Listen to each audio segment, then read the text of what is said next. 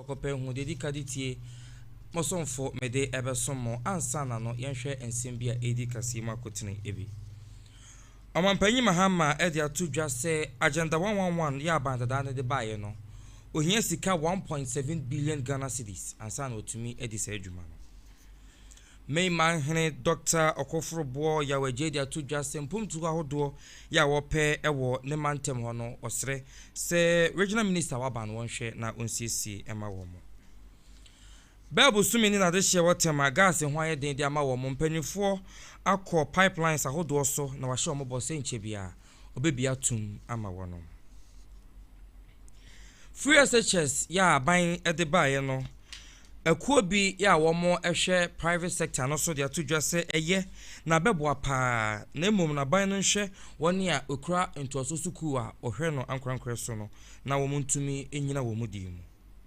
sanso na soafo ya wo hwe nsase eni odmankoma niam ya ode adom yen nonyamfo Emmanuelama e de atudwa se woni anam kwatikwan so twanua e wo forest ahodo no wo be hyase na wati won so etua Yebetwa suo ni akwakwasi broni hunu tintin krom amane bo abeto ya pon so chese okopiem wo Israel ne Hamas wo mo deal no Israel ejai prison for insia Hamas se on ja wo mo de ne enyan no chena Okai bede kase so eni midin di atesem hene kwaku emekwa bia da woroma na nwumire wo maso epanchi ama ede kase boy enam yemfe mo aseda emma acoustic kuto wo mo sentade papa eni obowro makache dia ho be yefe pa enti bo modin ne ko honom ne ho ena obetuma siesie wo ama niema etumi akoyi wo nipadue mu usibadwe mu a na chese wo gretia na se wo grete san so ena big solo electricals ono so se enkania ananyina mahodin niema de ho ena wode woni chire beboa wo na wode akagina mu ma niema patuma koyi o light na ura de ho hu hwe no kopepe ne nkania papa ne bi hwe kani esimisu ya se gan pinku atofo mu a mehu na mafa bo modin na to ano omo ewo anyan kwanta station ho a udu ho no mu a obia ebe kirew sanso ena oyirikayiri bites eno so de ebe ma bedu akagina mu pampampa no so de so no di form unya bi bobo ni padua ni ye pa na chese niam atumi akoye e de ama onyekoya da woroma ena nwumi wo maso yesena e de kase boy eba midin e de tsem hene kwaku enoba yenton kratew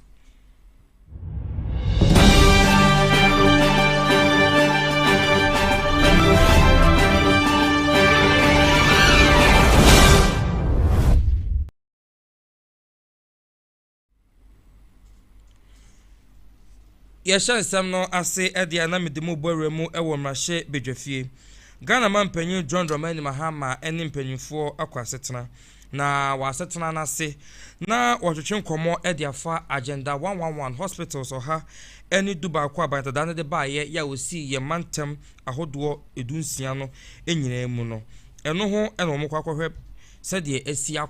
akwakoduru ne kwa befa so behwe na osiesie na kasamu ena Ghana mampanyin John Dramani Mahama edi tudwa en wo kire se sa agenda 111 adwumadie ya omampanyin akufuado edi baaye no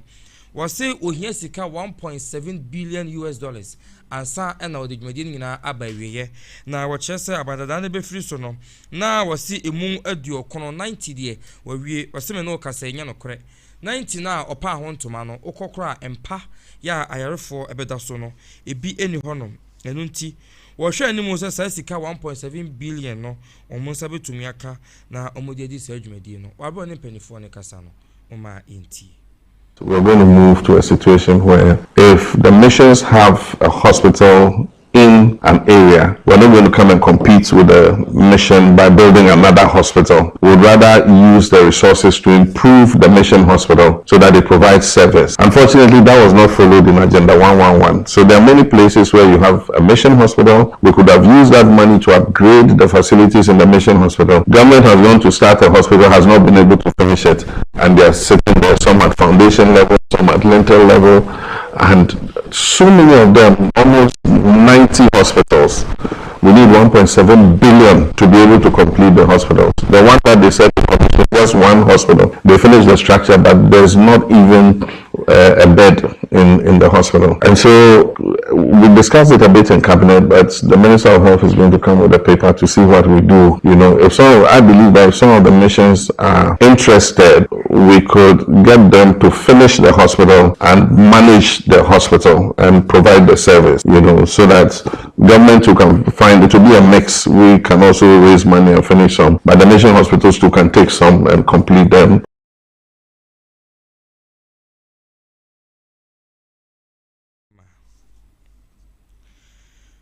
Conference of Heads of Private Schools, Second Cycle Schools, you're from Mr. Chops. One more a year into a school, Meche SHS, yeah, Ankra and at private SHS, you know. Penny for the same year to draw. Now, one more Director General, yeah, or don't want no, you're a chamber for so Akasa, Edia to Jakasemun watcher say, so because say, first SHS, Shayano, and ya, no, I seen who is answer first chest ne de aba na abetena yi pa e de amagana nyina titi no wan ye ni bie o manyina atumi anyam kwan a wo mo akọ suku ni bi no kire se sabre ye bra wo sa ban so wo mo a wo mudi wo mo nkwi sa ankrankre ye wo mo hwe wo mo school no private schools na wo mo ra no wo mo ankasa ho no wo hwe na wo mo a wo mo esanse akadi wo mo didi dwuma ne ade no sa ban na amemu a ya na akọ atwe ama sisi so nipa dodo no anka omo do omo mabeba honom no esanse omo ju school fees nti no ama omo emfa omo ma no emmasa nti ama school ni bi no ejes ne bonkom so abra wakasa no mama nti. We know what has been at stake. Sabi yafem nanso nyame adom yako wana went menyina wana so no be have folded up wana otmenyina wana so no so akonde nanso prepare more den ana won so nyame adom gyina wana so yenso gyina wana so enti nhihya wodo e go kwan mu to still make it attractive no eboa nkakra na wana wofo a olusu confidence in the system say ne ba na beko oba betena fia ansa na wasan akono decide so be yi omoma no diaba ebenso ya omagene so mama kwan bia omode mofra ne beba enti o combine sa ne ma mienu ya eboa wona wogina wona so infrastructure obo homode no sustain to a nature. It has been tough for the past 8 years, but nyamiado we have survived it. Omo emudidie no e de mofra ne ba kakra enti they able to see the impact so it hasn't been that bad.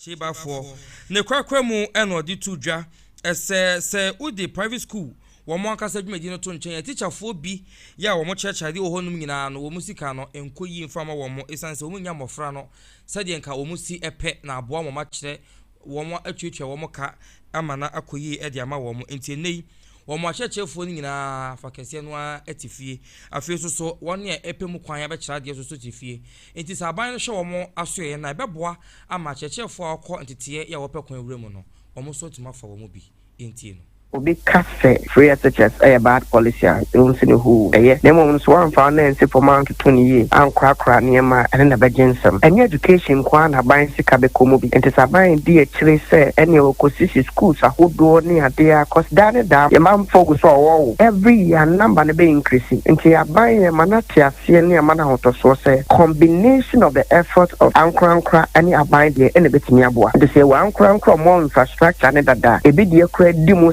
by schools ni bi dia aban ni ankran kamum dan da dia am fato senior health sector in city no the target is abofra no Ghana ni ba no ne ni ma metua tax no enti se ono so baby a ote no e ade a ankran school bi e ben na eno ebeboa na so se be na free wa ni ade na ko baby tin na that age wa kwa ye day student a high hostel amano no ye ma den ko sa ankran school no enti fa ankran school ni na good system no so computer selection placement system no so na awofo ne friend any opportunity to choose the so choose and cross school where you having the assurance me bawa a free remember buy ko mo adwono se men san ha me hu nkosisi adan ha odo ni ade bebre dem mo ne me di si adan ni ade aka hono me de be shem upper materials ni ade ama mofra no na educational quality so you reduce the kind of investment in infrastructure and you invest more in quality then ya akade ahodo mo de be sua de ene kakra na wo no da ni esi hono ke ho aye kama agere se ka bom sa ebe yi ebeboa na na the ankra deɛ no akwakoye a means of employment to some people are aban to me mfa you will be on my training college you been so we colleges of education near the bebre ankra no so betimi asabi na won so wonya wo sabi akatua bi aboa. So the private sector is there to complement what the public is doing, not to compete but to complement. Conference of Heads of Private SHS Schools, Irachiba for NET. Busumi ni na this year, ya womo ewo achim subi, ya womo ewo kwa Ibibrim Municipal Assembly, ewo epoyemantemu. Womo chesa busumi 9 network ede network akwachi ewo mpatemu ho. Na wachira se yebeto aba na mpanifo enam dada kransem so ebe dada womo kofa po BBC honom se bebo womo am womo nya network omo se no kwan ne kankan fi se sa po no besi honom no kanye kwa na kakraba ne ba ye de agesi ne bunkum so me no ka sei network ho nsema kwa atwe kura man kofo wari ahase egu enunti womo enam womo apanyini ba koso ukọ na normal tsankonwa barima amwa bosompem otoso miensa se animanimu ya wotonkra ede yama MTN Ghana ene asoye ehwe kitawodi hu nsam so se na anu ada wo monkania ene wo mu post ahodo wo metutu firi kronim de foforo baaye ya enkwansin nan ene si ansa no do kronim ama sesi ame no kase network ho akwa atwe no wo bo mo kokose omo me yo mo network ne fama wo mo na bra na wo mo fa bi maaye no na ye krampo sin ne inti do panyin na ka kire enya kura ye dida atwi ni kura ye dida anu amfa po bi ma na ye agise uru obi be kasa ofu ka akokede asan wa kokasa na so woni sami si da be kokede akokasa ebi kura na oba bi ne mosuma na oba bi ne yare ana ujodi ni bi ne pesa kasa mo shiro na so woni tansi da won tie asam ko ti so tumi ka kokede asan na kwa kokasa ni pa chowo se tansi ni kura be fa ka akwa be ne de esu fa sipa esu bi ne wa ha aye ni po bi yare ye kasa enye kura chese oye kowa se nipa no outsider or no nti kasa ba to working kasa and my internet ban internet access no so very pro and ye kura nka first nkwanko ye on be see pro dey ase kura to say oye ko enko e very yipa to say e ban emergency we fit dia we chedi kura we na we fit be kura to me bua e difficult very very difficult and makura ko ye baba ano pese me ma me so nti apo okay ye frame ntimi no mo kasa kura na ya ntimi no mo tumadwi mu na ye me se me hu de I don't kura me phone ayira na ne nansa me kwa koye call kede aha untimi nya call e no bi afre me a me customer so me tongo man na me say dem me kokede na makwa ye call ho me tike me no say e hye me butu no afi ato e kwa ni pare mfa me ntie say maduma nyina say the business o ma no mo ye dwuma de so bi afre me a onyame nti obi a peni papu ya wale e fi say me ku oba bi e na ofre me a onyame friend me onyame no nti ase ebeba obi ofre ebele beti ntimi ne nkasa to be the say e ma nyina ya wale egu yadwuma nso ase eno anso ne de tiri ase nti se ne ma we nyina ase de ana tese o tiri ase ye dey me mobile money agent na ye network wo krom ha no se ni de no person enye kra network say ya na e on and off so obi ya cash out obi on no be gina ho no sa na akate obesa ase na asa akate o san nso asa nti wan hwe ye kra no a mistake and I especially mash up ne side no emba kra so be so ya mash up obey yes try amfa nti bebre na omo komo be mash up e ho na ne obekọ no ni enyi na ye gina ase ti sa okọ na ye secret code ya witimi ko na o enye bi sa obi e na wa o ye ne ko nti okọ na hu pese obi abeti bi dia ene na hu ntimi nye bi we free all my this for car back yo subi network ni dia menua nyame anim ni kuri ni enye kra consume fire oja na ka sei sana pa menu ka sei manya cost babro be 26 e bia ni ho amatimi ada receive ntino yes rempen for say amuntwa amani emehwe atim subi ye network no nsem ne dia entwa yie ba kokra mayen se ye be yakwa yakose kwantana ni kade mfimfin no age so bohwi ko kwantana no akoye ko anaso abohwi akọ kade no akoye ko enti yesere mpanifo sa mu ntwa mani emehwe atim subi na ye network sem de enye enkoyie kra ani awuti ye eyade hye bi ye won patem honom na wo mo kire mo haw en wo mo kire se ha adwen pa o ma we nyina krampo agu bi se okunu be fra na won fade a nim so obi bo tokon e wa fikire ho enu nti omawe egu afi so mobile money for adwumayefo omo ye nyina so network na nye esi de obi ko yiska eno mo chese empanifo nhwe na wo mo emrem moma yentie asama ohene no nso editu edwa Oh, no de high bibri we kra no nyama bibri wo a pen messages free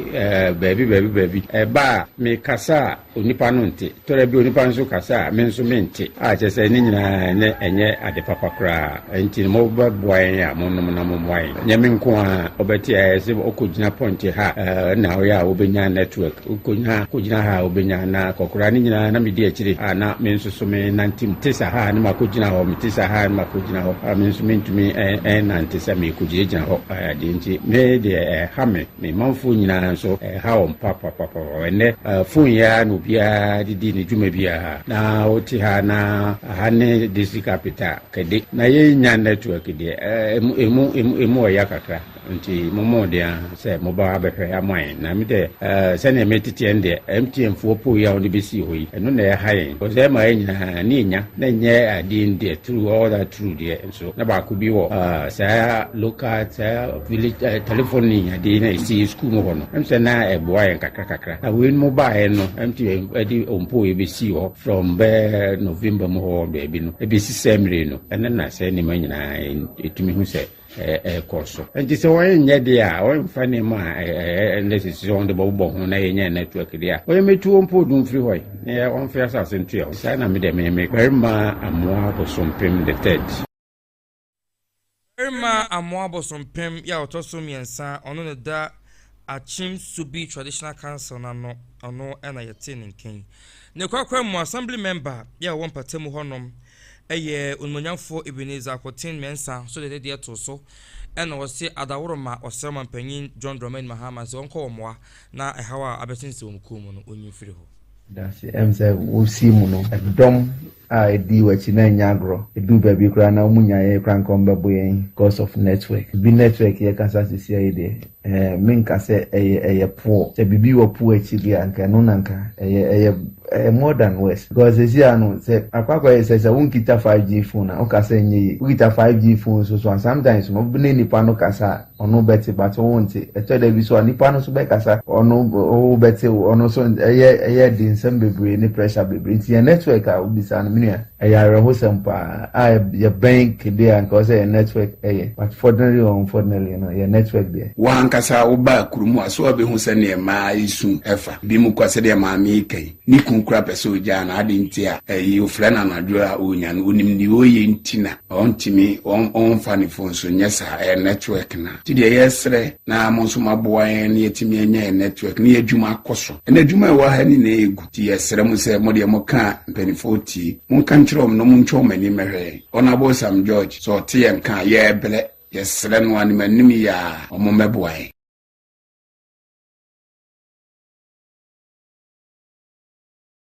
tosu mienu na ahafo regional minister mono ya yeyi no so meda mantem na no eye onmunyamfo Orayire Charity Gardener na watonkra akọ nananom na ase ene o makotwetwe enkomo na ode ne ho akọ kire wo mo ene titi wasunafo no fa bato pesua so wo mo nyina na wabro kohia nananom no ena Dr. Okofrobo ye wagei me manhene edi tu nanim se adia edana koma so ba akopa eye STEM schools no ya abadadana de bae no na wo chese ko memsi na high school miseke honom na eniema na akade odidi dwuma awa adusua kwan so no enye kora enti wo sere se regional minister mo na waba no wo mehwe na won siesie memsi na high school no enfama no biom nso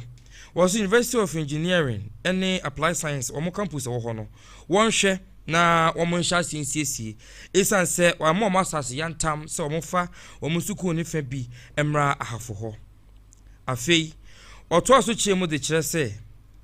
wa hwe animu a senka wo behwe na wo apone ne ho na wate ne ho de free mantam anamensina hodo no so na kono ankasa enya emem district ankasa na sa kunyi wo sha ase enye enti se Orayire Gardener abadia wosre se wo mehwe na wo mete won ho ema wo mo na onya emem district assembly no brana na ekasa no omienti yo They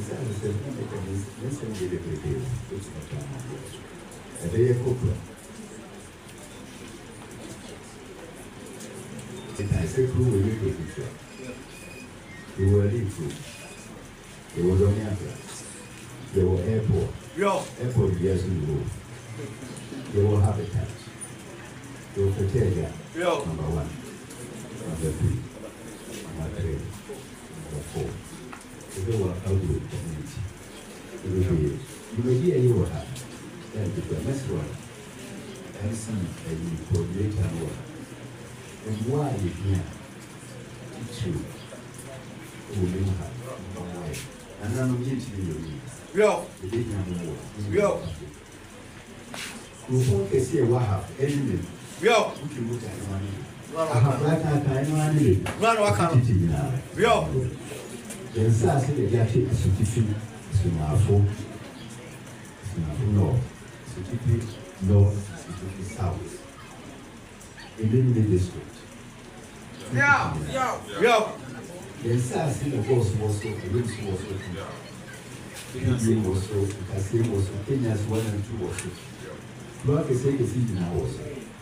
Then Sassy, the Yaki, a certificate, law. The free can say, there's no problem. The one is signed. Emma is an empty certificate district. Here, this are councils in the years. It is this person, the very kind of saying, as the glass is said, they bring this to here. And then here, non-negotiable. Yes, non-negotiable. The two of them, say, one share, and I remind you this speech. And you prefer. You made the moon. Before they are twin, said, look here, we will hope you, we will hope you. And I was very little for your good name. MP about your good name, regional minister, honorable job, for your good name. MC, as everyone, consider your good name, taking out a woman, work pay, and give us one, pay him, same name, district commission.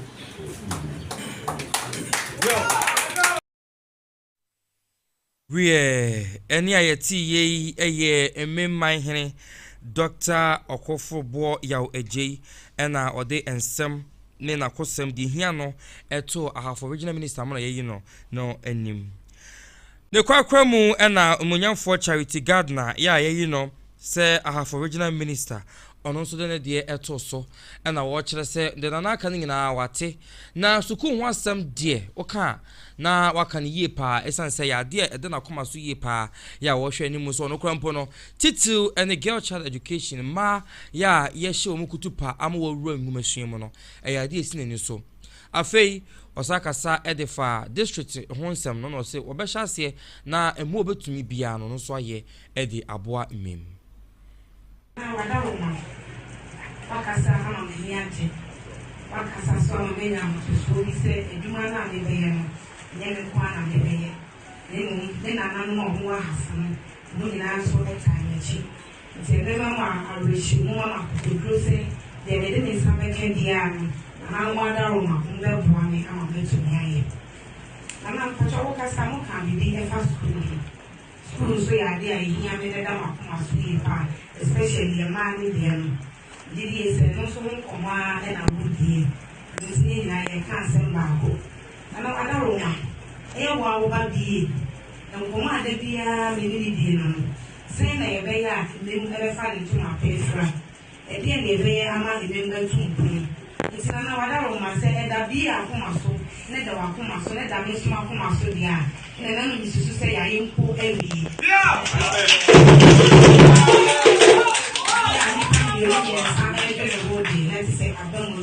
Sana wadaroma ni edibe ku afansu bi a imebe fa ne ntama pefra no ebeye ama kinde ma fa ne ntama pefra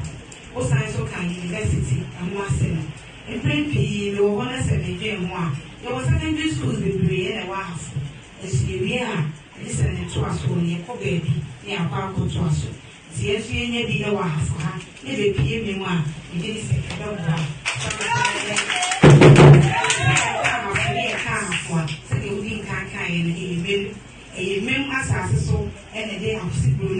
ahafo e won be di dwumadi amanne ahafo agidi sisi obi bia de be ya etimi na ne echi e ma memuda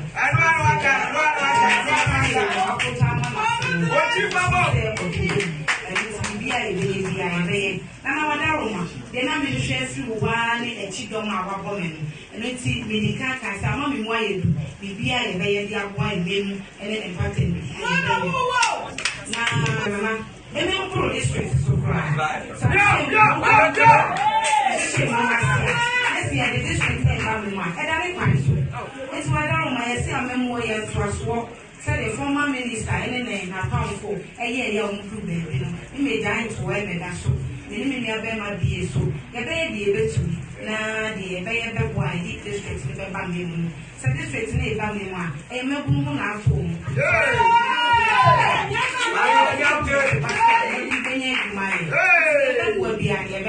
na ya hwese ye fata me bia no so sa kan na na se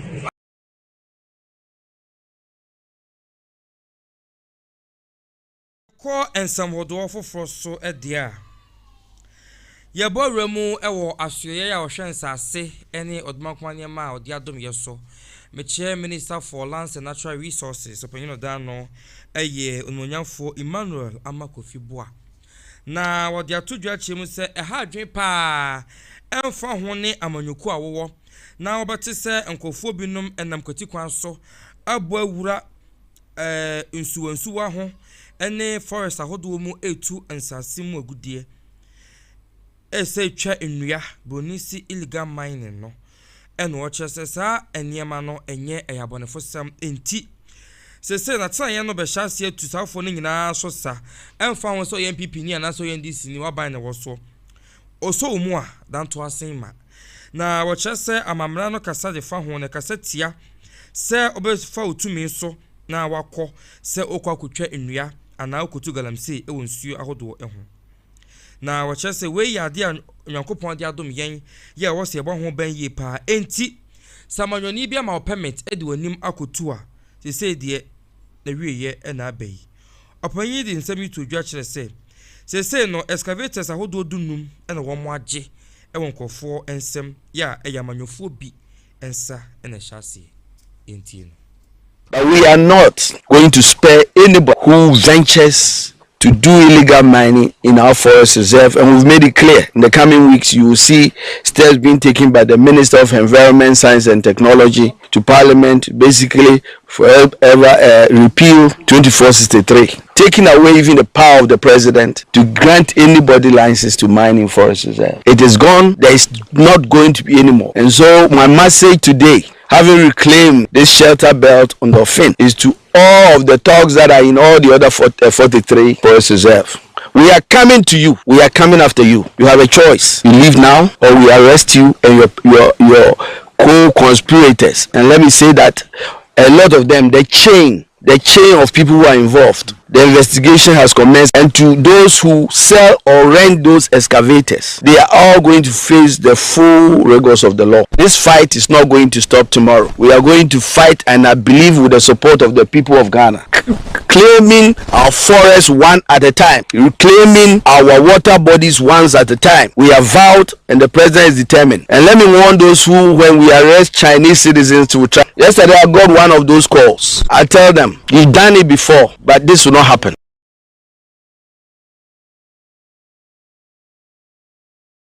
Ensase eni odumakwanye modi adom yeso monyamfo Emmanuel Amakofiboa nene ena yeti medimu tufa akọ tema na West African Pipeline Company Limited etwomutia se wapko ekire se womo pipes ahodo ya gas enemu efri Nigeria eba Ghana no wo yensiesie bi ewo pipe ni wo hurum enunti adehye ya womo ewo tema ne patemo de bosumi ni de gas de adwuma no womo nsa entumi enkan bi na wo kire se February busumi wo mi de tosu num ena omo hye san sisi na se ya wo kire se nka March busumi de tosu mienu ena omo wie sa nsisi no na opanyina woda wonom ano ya ye friend no Owura Isaac Ajay Doku, General Manager Corporate Affairs Emma Wapko Emwako Inspection na inspection ase and watch say dwumadie no omatumi awie mo ha mu nchemu aduo so 70% nti enche bia this year wo tema ne ne patemu die omubenya gas no edi wonom edwuma mo etiefo nyina na ende ni ntia ye frɛ mo ne sɛ ye dwumadie bia ɛho hia yɛnyie na dwumadie na ye no ne fa bi no broni beka sɛ ebe impact the population ni ntia ebe impact the population is say ye pipeline na ye de gas efemu efi Nigeria ene takra de eba temaha no infie numu edua ese se ye pepa sa pipeline mu na ye sa impepai na ni ayeye ne se ye dum pipe na efi main pipeline na we epoase e ba hase ne yetum inti yetum na eche se gas na ebi mba temaha na yim se gas e ba temaha so power stations e wa ha na no na wo mu use wo mu de generate power inti ni enti e pese mo ba ha na se ne mo be hu adwumedi ayeye no na enkoba se obi ka se wo mo se wo mo ye adwuma inso bibia ankoso na mo ba ha no mo be hu sampa ye adwumedi pipe no ye pipe mu inti ni nyina ye ntoboase na ye ni se ni chise mfie no mu ekire ansan ya san eden aye bio indi se frame se mo mbra ha ye pese mo ma mo tiefo nyina ate se WAPCO West Africa Gas Pipeline inji share ye ka kire mo se ye be pepa ye pipe na ede gas benmu no saa adwumedie no ekoso se si America se broni beka say ye almost 70%. Maka 30% ma ye winti ejidi se bosom ye toso miensa eye March by 2nd March no emrenin dudie na ye wie sa pipeline cleaning inspection ni bibia ye wie ma ye dru bibia e besan a start ebie pipe na ye de gas beba temaha no na ma kire medical kano pipeline no ye main pipeline at the eponasi na ye de ebi akotwa so e batemaha indi se ye clean main pipeline na broni beka se ti na e ba ha se ye to anumu indi sa main pipeline na ye clean si an gas na ebi mbatemaha indi plants na e use gas a wo de ye wo de generate power no wo ni gas Nemo sania ebeya enha yenyina wo maimu no ye kachira aban no eni na aban no so etumi aye nhihye because power stations na wa ha no bebre use gas bebre so tumi use crude oil inti say yen use gas na yato gas no minim sa aban so aye nhihye ya na nhihye wo mo ye no wo mo ato liquid fuel power stations ni use our mu generate power say you know the no pipe no efidie ni ye paper ye clean pipe no na saa efidie ni ye paper pipe no efidie na nka se hia gas ebe push no se won ni gas wo pipe no efidie na ntumi entu na more from Nigeria embedu Ghana ha inti efidie na enam pipe no mu clean pipe no mu ehwe se ne pipe no motini ni nyina ne gas na ye di pia inti gas no sisi America se gas no wo pipe no mu na gas no mu takrade na gas no eko but ma hadie gas no emba if say pipe no a straight line ye design na just say gas no a flow from Nigeria all the way to Takrad in the Sana cleaning device no so it flow from Nigeria all the way to Takrad in the pipe nankasa no any I would see Dr. Isaac J. Doku, General Manager Corporate Affairs Emma WAPCO ne kwakwa mu na engineer Benoni Owusu Aye enso de de to aso no che se paso pa ngoma so nyine no mode na emom ne yie mu ntia dwumadi omudie ene twe wo mo twetamafo nyina mu ne se ombehwe na wo mo nya gas no manya ne yie na ehon kwa atwemfa ma wo mo enu ntia aban no ene stakeholders ahodo nyina aka ho abomo hwe amanyema koyie nti sa bredie wo mu nsom sa ma wo no I'm part of the team. Okay, I'm not the project. Let's say the project. We started this operation on the 5th when we isolated Takoradi station. Then we isolated the laterals to commence the first peak on the 7th of February. We have received, since then we have received 3 peaks, averagely 3.5 days. So we've made some gains in terms of our estimation. We estimated 4 to 5 days. However, we optimize it and we have received 3 of the initial 6 peaks. And after assessing the line and the debris and that we saw in Takoradi, we further optimized the pigging operation, and to the extent that we decided not to run another pig. So we launched the caliper. The caliper is also an intelligent pig. It's currently in transit, like I said, and we should receive it early hours on Saturday, the 22nd. Once we receive that pig, we will now launch a pig to clean the lateral. As we speak to you, we have the divers working to replace the valve. Once we complete TEMA, we will now launch the final pig, that is MFL, expected to travel about 3.5 or 4 days. By looking at the travel distance and what we communicated by any I would see ye engineer ya that West African Gas Pipeline Company Limited ano ono ena eni ye kasa ye kopiem wo mrahye bedwamu monyamfo akwasi jamfi onyina champon eye mrahye bedwani ma de hye ye wo kwabri east aboton peso aso asante mantemu na ono de oboso dwetire se enkofo bi enam ono so saa no ono so ka ono onam akwati kwa so etufu magudie no eno wo se enye na sise no ama koko ohu adwumadie no ayede pa de makuafo bi na wodi nsemi tu dwa ewo mrahye bedwam abra mrahye bedwafo kwa asetena na omodwendwene galamse ho eno wodi nsem we atu dwa. That it gets to a point that they cannot even get access to their farms, and we need to ensure that this thing is stopped. Otherwise, in the near future,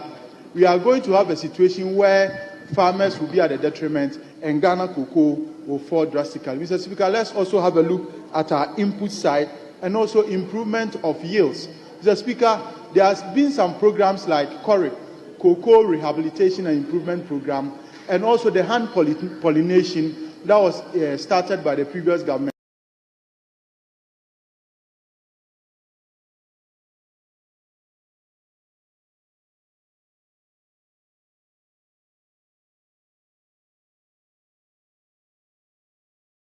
Any I would see ye mrahye bedwani ema adehye ya wonom ewo kwabere east abaton peso aso awa asante mantemo umonyamfo akwasi jamfi onyina echampon Omama ye dan ye hotel ye ba medum bekwa akwasi buroni hwene tintin krum me ba sisi